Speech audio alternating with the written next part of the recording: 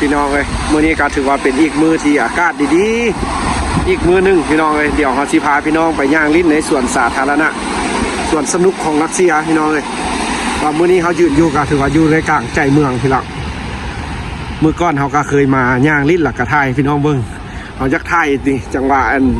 ผู้คนข้ามทางนี่พี่น้องให้พี่น้องได้เห็นแบบเดียวก็คืออยู่เวียดนามเลยพี่น้องเลยคนรัสเซียในช่วงนี้กับฤดูหนาวมันต่างกันพี่น้องเลยคือนี่แหละวันที่เขายักมาท่ายแล้วก็ยักให้พี่น้องทางบ้านได้เห็นนำคือวิถีชีวิตของคนรัสเซียมันอยู่จังไหนไปจังไหนพี่น้องเลยเพราะว่าในยามหนาวหันแล้วแม่นั่นเขาไม่ค่อยจะเห็นคนรัสเซียคนออกมาย่างลิ้นย่างเที่ยวพี่น้องเลยเพราะว่ามันเป็นอากาศหนาวเพราะว่าอากาศหนาวแล้วก็บุญใหญ่ที่ต้องการพี่น้องแล้วก็บุญใหญ่มากเดี๋ยวมื้อนี้สิพาพี่น้องไปย่างลิ้นสวนสาธารณะสวนสนุกที่มีเด็กน้อยย่างลิ้นย่างเที่ยวนะพี่น้องที่เขาก็เคยไปถ่ายให้เบิ้งแต่หากในช่วงฤดูหนาวคนจะบุ้งค่อยมีแต่ถ้าเบิ้งในช่วงฤดูร้อนมันที่เป็นจังไดเดี๋ยวเขาสิพาไปพี่น้องถ้าข้ามไฟแดงแล้วก็ย่างไปเพื่อนึ่งพี่น้องก็เป็นอากาศของบ้านเพิ่นพี่น้องรัสเซียเมื่อคนข้ามทางแล้วก็รถมาเนี่ยพี่น้องรถรางบ้านเพิ่นก็จังซี่แหละพี่น้องในช่วงนี้ก็เปื้อนแหละพี่น้องเลย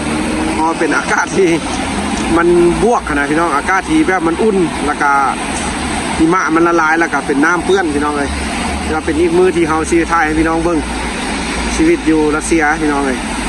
เฮาก็ขอบใจที่เพื่อนพี่ที่มารับชมแล้วก็พ่อแม่พี่น้องที่อยู่ทางบ้านแล้วก็เมืองลาวแล้วก็คนลาวที่ไปอยู่ต่างแดนพี่น้องเลยที่เห็นคลิปของเฮาชีวิตของเฮาแต่ละคลิปหลายๆมาพี่น้องเลยเฮาก็เป็นคนบ้านนอกบ้านนาพี่น้องเลยเพื่อมาอยู่พี่มาตกอยู่รัสเซียแล้วก็เฮ็ดคลิป YouTube เพื่ออยากถ่ายทอดทางนี้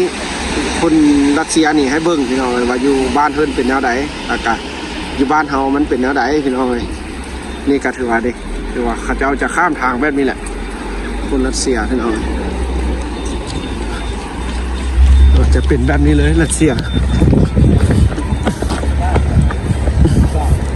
ถือว่าเขามามื้อก่อนหันเขายังไม่ได้พาพี่น้องไปสวนสนุกนั่นพี่น้องเลยแล้วมื้อนี้เขาสิพาไปเพราะว่ามื้อนี้ถือว่ามีโอกาสดีๆแล้วก็เวลาว่างเอาดุลนะพี่น้อยไปย่างลิ้นจากน้อยพอตะเวนตกดินแล้วก็กลับบ้านพี่น้อยถือว่าอยากถ่ายให้พี่น้องเบิ่งว่าอยู่รัสเซียในช่วงฤดูอากาศที่สดชื่น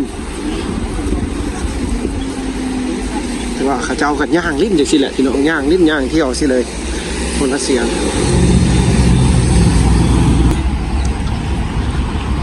ส่วนสนุกก็สิอยู่ทางหน้านะพี่น้องเนาะก็สิเป็นแบบนี้แหละบ้านเพิ่นพี่น้องเลยคนก็ถือว่าย่างป้วนเปี้ยนกันพี่น้องจากรถจากคนปนเปกันไปอยู่ต่างประเทศเขาเป็นจะสิบอกพี่น้องเลยแต่ประเทศใดก็ได้เขาก็บ่เคยไปเที่ยวดอกแต่หลายประเทศก็ได้เคยมาแต่รัสเซียนี่แหละแต่หากก็เห็นคนบ้านเพิ่นคือว่ามักย่างกันนะเจ้ามักย่างมักอย่างไรพี่น้องเลยคนบ้านเพิ่น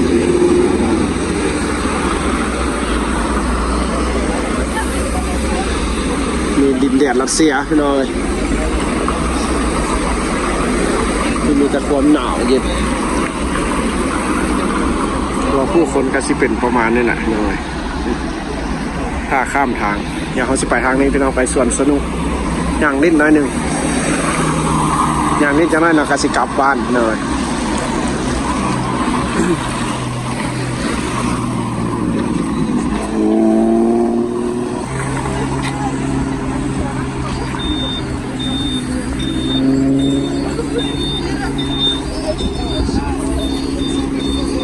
เป็นช่วงอากาศที่ดีแห้งเลยสิเห็นแบบนี้แหละคนรัสเซีย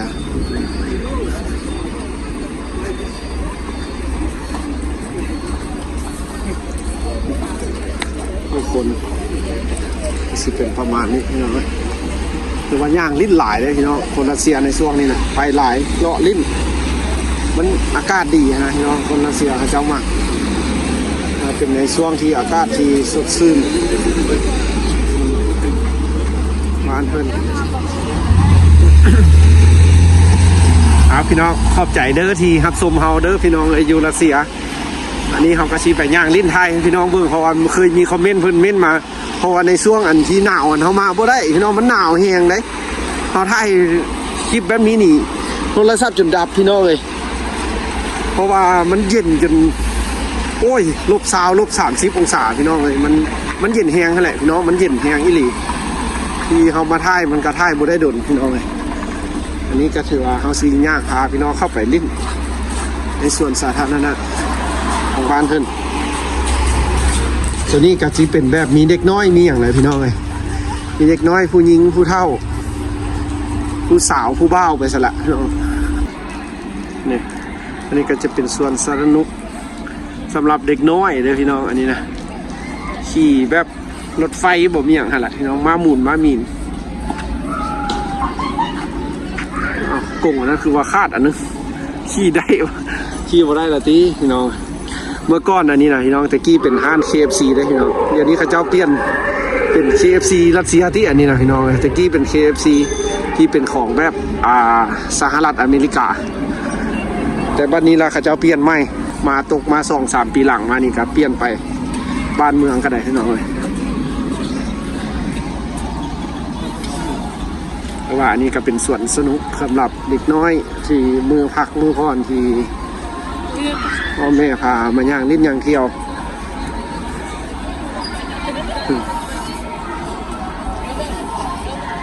ก็สิประมาณนี้แหละพี่น้องเลยคือว่าในช่วงหนาวหันคนบ่มีพี่น้องในช่วงฤดูหนาวนะถ้าว่ามาในช่วงนี้ก็ถือว่ามีคนมาย่างเล่นย่างเที่ยวเป็นช่วงอากาศดีๆที่ข้าเจ้ารอคอยนะพี่น้องคือว่าในฤดูแบบนี้ข้าเจ้ามักอีหลีเราสังเกตได้เลยแบบว่า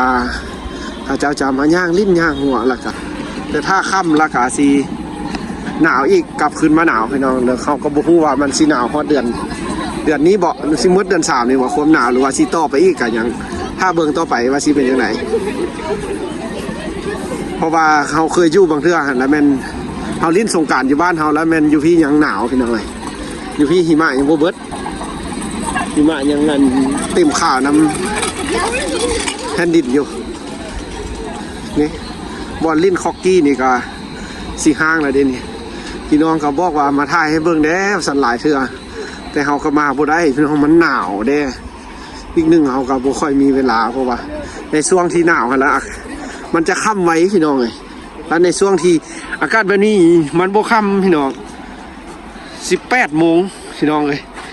6 โมงแรงหา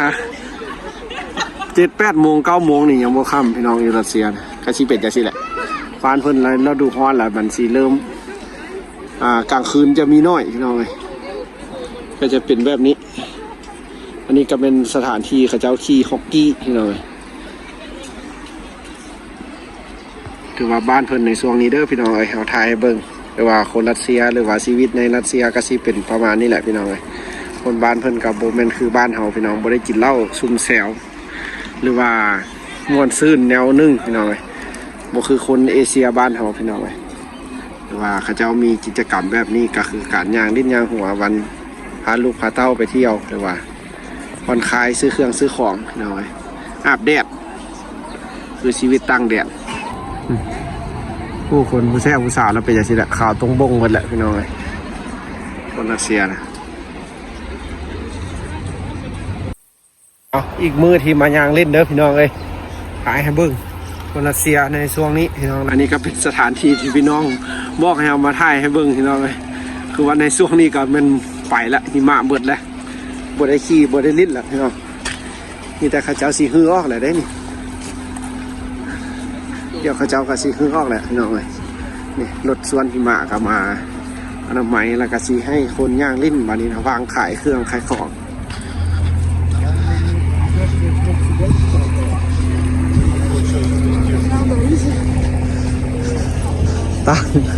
ต่างจากตอนหนาวขนาดที่น้องอากาศมาเที่ยวเด้อพี่น้องไอ้ผู้ใดที่มีเวลาหรือว่ามีเงินมีทองอยากผ่อนคลายชีวิตมีมาที่ลองมาเที่ยวเมืองรัสเซียพี่น้องในช่วงอากาศแนวนี้เขาถ้าผู้ใดบ่มักแบบหิมะก็ถือว่ามาเที่ยวในกำลังหน้าร้อนแบบนี้แหละจะดีพี่น้องเลยจะได้เห็นผู้คนถ้ามักแบบชีวิตแบบเมืองคนเมืองหนาวหรือว่าแบบ เที่ยวแบบพัวพันคนต่างแดนนะก็มาในช่วงนี้พี่น้องเลย